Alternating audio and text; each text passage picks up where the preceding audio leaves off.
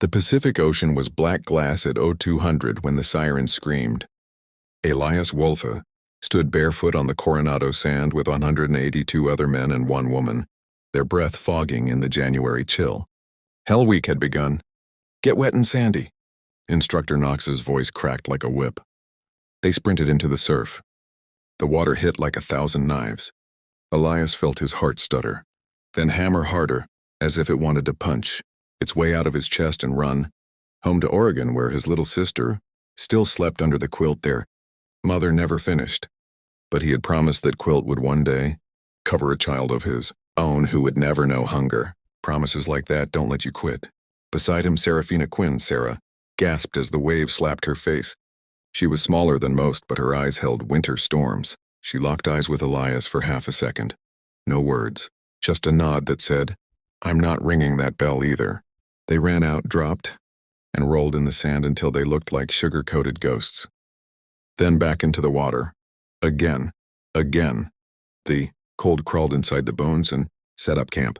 By sunrise, they were doing log PT. 6 men to a 250-pound log.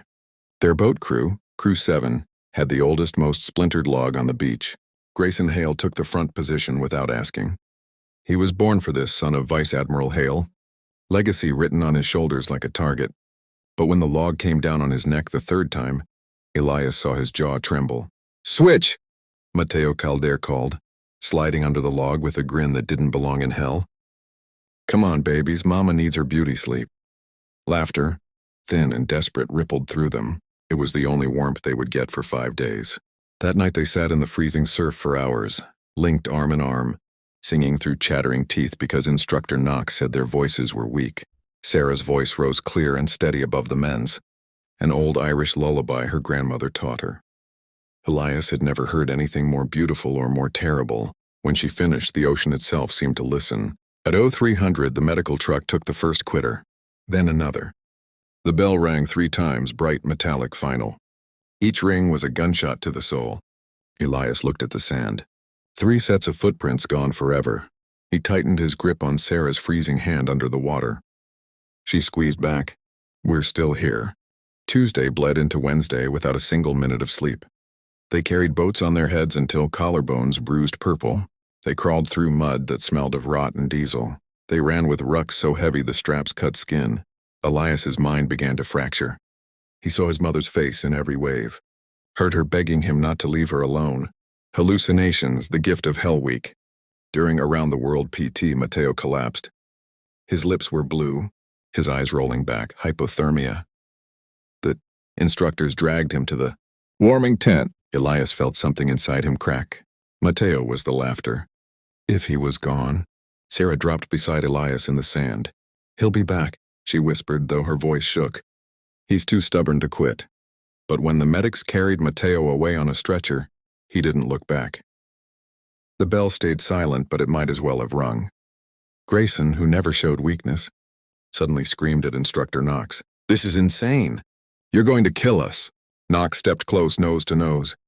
"Then ring the damn bell, Admiral's son, or shut up and lead your crew." Grayson's fist shook. For a moment, Elias thought he would swing.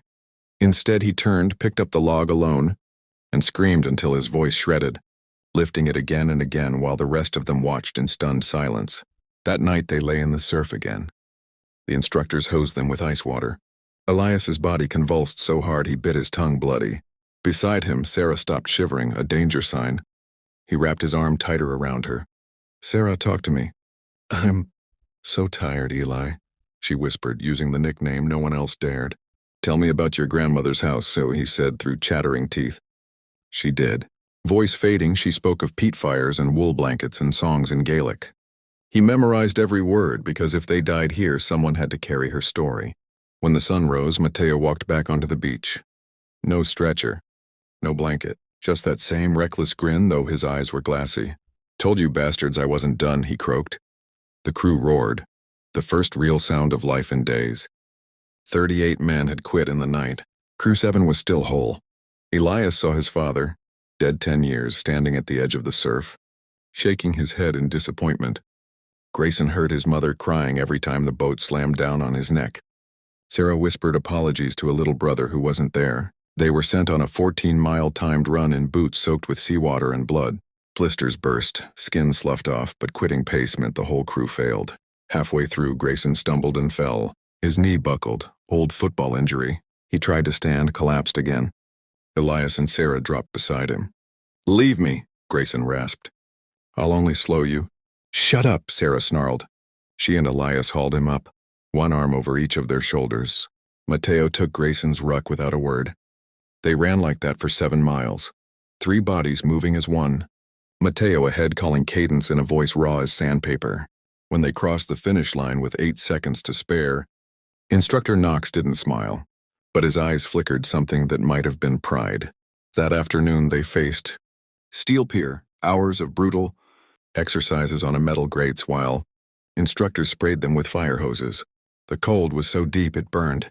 One by one, the remaining crews began to crack. Men sobbed openly. The bell rang like church tolls for the dead. Only Crew 7 remained silent. They locked arms and sang, off-key, broken but defiant. Sarah's voice again, leading them through an old hymn about grace. Even Grayson, the Admiral's atheist son, sang. Instructor Knox watched from the shadows. Later, Elias would swear he saw the man wipe his eyes. When the sun set on Thursday, only 29 candidates remained from the original 183. Crew 7 had lost no one. Friday morning, the final evolution. A 20-mile boat race across the bay in pitch dark, then carry the damn thing back over the dunes. Their boat, IBS-7, was battered, half the oarlocks broken. They patched it with duct tape and prayers. Halfway across, a rogue wave flipped them. The boat pinned Elias underwater. Darkness pressed in, lungs screamed. He thought, "This is it. I'm sorry, Lily." Then hands, Sarah's and Grayson's, grabbed his life vest and yanked him up. Mateo and the others righted the boat in seconds.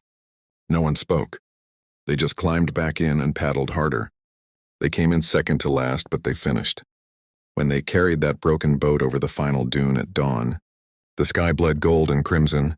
Instructor Knox stood waiting, with something in his hands no one expected. 5 Navy SEAL tridents. He pinned the first one on Sarah's chest.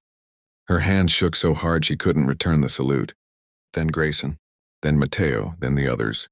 Last he stopped in front of Elias. "You know why we do this, Wolf?"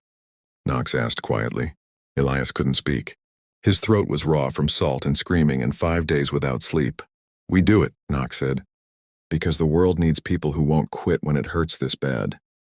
Because one day, someone's kid sister will live. Because you learned here that pain is just the price of keeping promises." He pinned the trident on Elias's chest. The sun broke fully over the horizon, painting the ocean on fire. Elias looked at his crew, his family now. Sarah's eyes shone with tears she finally allowed to fall. Grayson stood taller than his father ever had. Mateo grinned like a madman. They had entered Hell Week as strangers. They walked out as warriors. And somewhere in Oregon, a little girl still slept under an unfinished quilt, dreaming of the brother who came home with a golden eagle globe and anchor pinned over his heart, and a story that would one day she would be old enough to hear. Hell Week broke 154 men. It forged 5 who would never break again. The ocean kept its secrets, but it could not keep their souls.